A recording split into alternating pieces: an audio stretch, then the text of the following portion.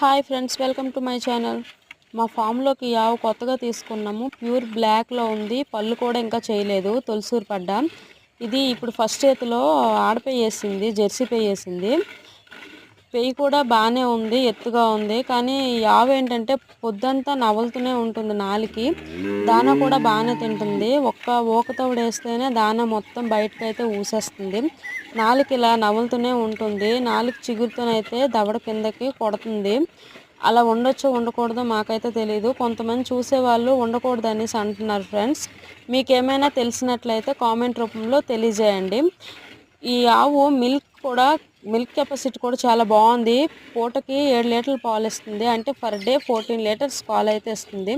కానీ ఇది ఒక్కటే ప్రాబ్లంగా ఉంది. ఇలా ఆవు ఉండొచ్చో ఉండకూడదో కామెంట్ రూపంలో తెలియజేయండి. ప్లీజ్ ఫ్రెండ్స్, మన వీడియోని ఇప్పుడే చూస్తున్న వాళ్ళు సబ్స్క్రైబ్ చేసుకొని ఛానల్కి సపోర్ట్ చేయండి.